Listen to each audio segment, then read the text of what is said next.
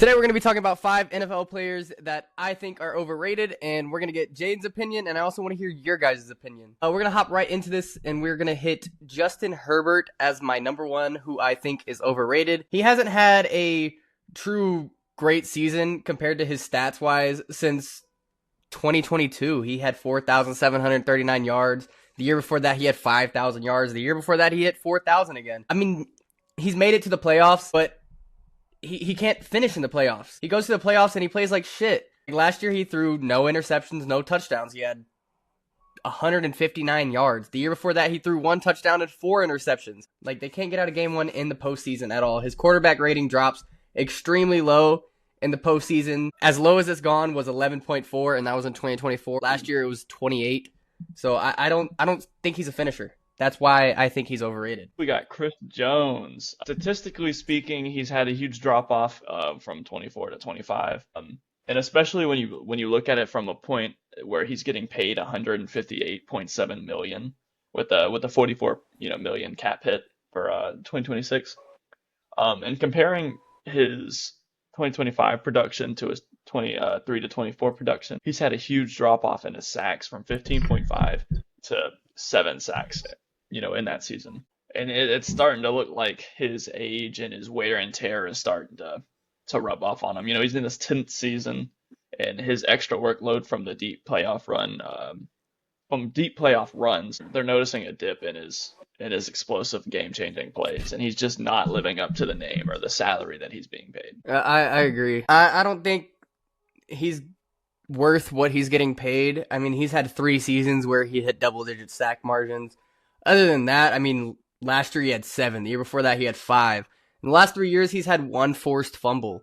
Like, he had a season in 2017 where he had 4 of those in 1 season. And you can only get 1 in 3? Like, that's something that you need to be looking at. And, like, I don't believe he deserves to get paid as much as he's getting paid. We're going to hop to the next player, and this is probably the most controversial player on this list. I have Nico Collins. I don't think Nico Collins is worth what everybody's hyping him up to be. One, he has not played a single full season. He's played 14 games, 10 games, 15 games, 12 games, 15 games.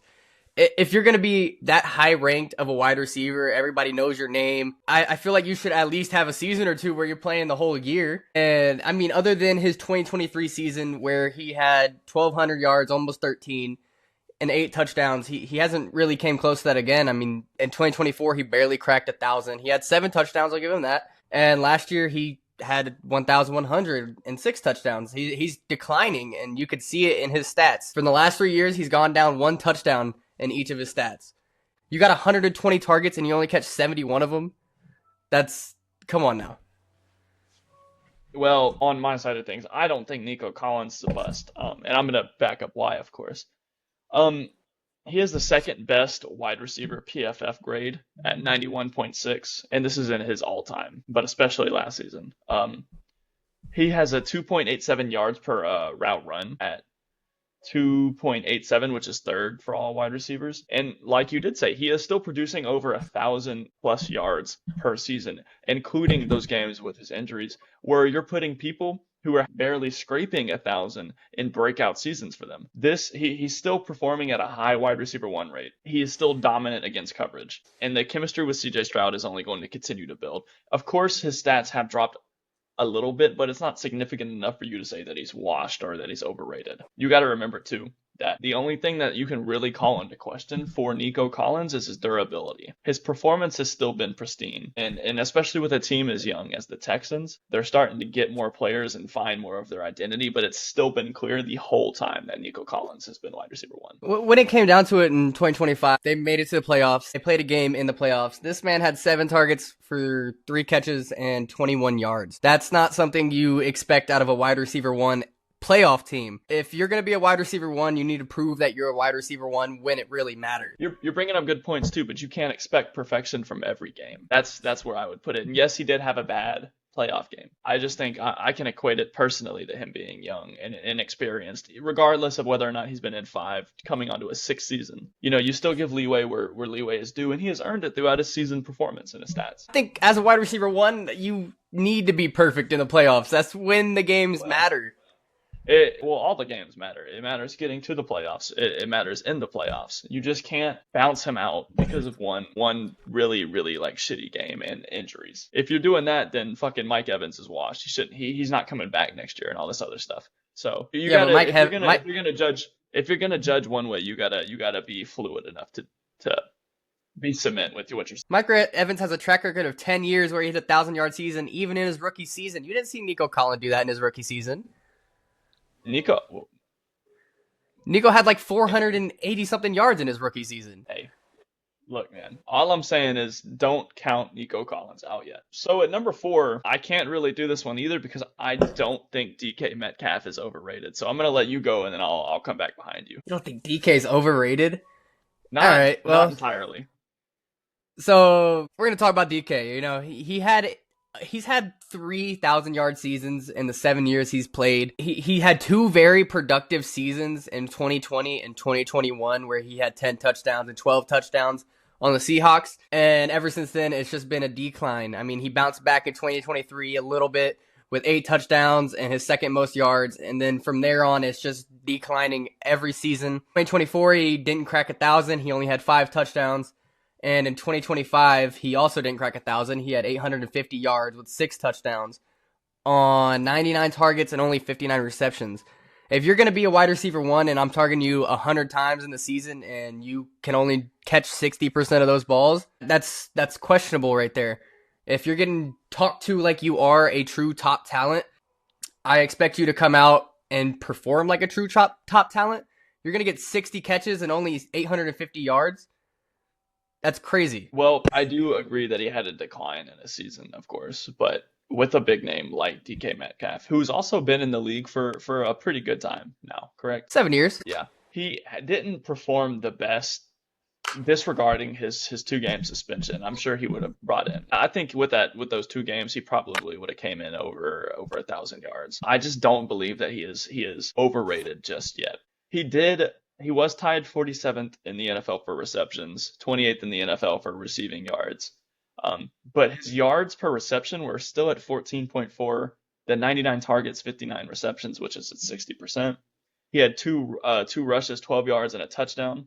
Now, he may be not as good as in terms of a wide receiver 1, but I feel like he's still producing as a solid wide receiver 2 in a wide receiver 1 spot. Um, I feel like that's just what he was pushed into, and I don't think he's overrated yet. I just think he's in the wrong position on the team I he's think he's on, which is overrated. with his I, Steelers. I think he's overrated as a wide receiver 1. He doesn't deserve a wide receiver 1 tag on him, and that's why I Yeah, I have him can as agree with overrated. that. I could agree with that. I feel like he's kind of declined into a wide receiver 2 role, but I don't think he's entirely overrated. So I want to hit 2 things. In 2023, he only caught 7 more passes than he did in 2025. And in 2023, he had 1,100 yards compared to 850 in 2025. And then you also got to look at his, again, postseason game that he had with Pittsburgh.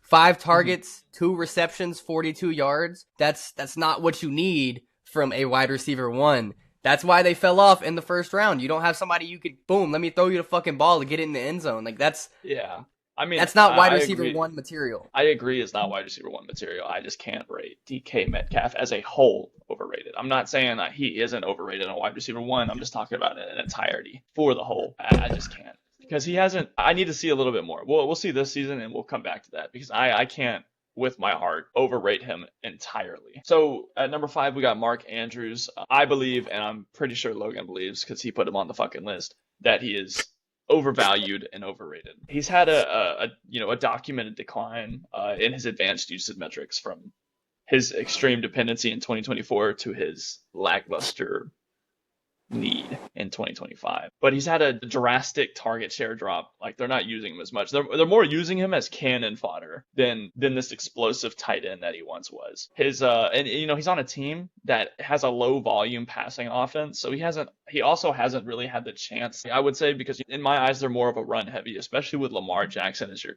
quarterback. Derrick Henry in the backfield. And Derrick Henry in the backfield, of course. The ranking towards the bottom of the league in pass attempts, the second lowest in 2024, and I believe they were the third in 2025. And on top of that, he has an unsustainable touchdown dependency. And in 2024, he led with 11 touchdowns, but he didn't have a single game with 70 plus receiving yards. He only scored on an unsustainable 15.9% of his targets.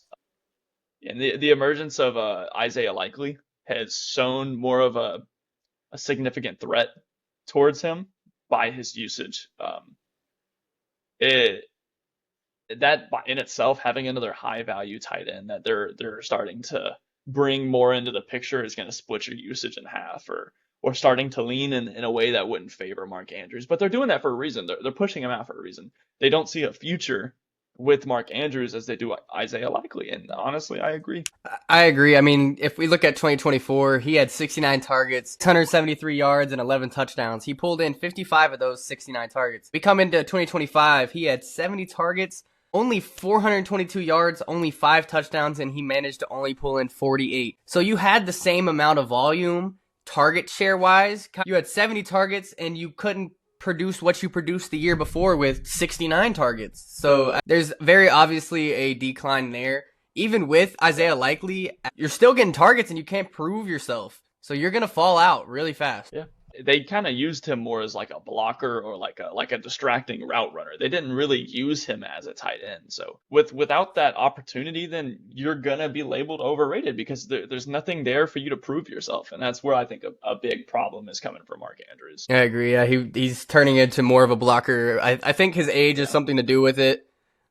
Definitely. At the end of the day, he's still a big name that's not performing like a big name, and that's why you're on this list.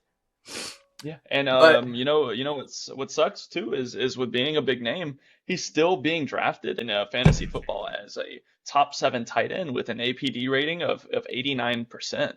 I think a lot of people are still believing in him, but with his reduced role and his high potential for touchdown regression, it's gone down the last 2-3 seasons. I think people are still being too attached to the name and not the statistics of it. I agree. I definitely will not be picking him up in fantasy this year. Fuck no.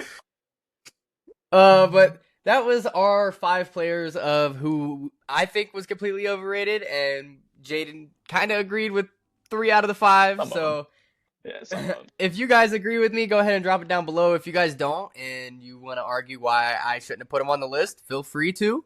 And if you think we should have put somebody else on the list, also let us know. And if any of you put Nico Collins, I'm gonna personally fight you in the comments. We'll see you guys next time.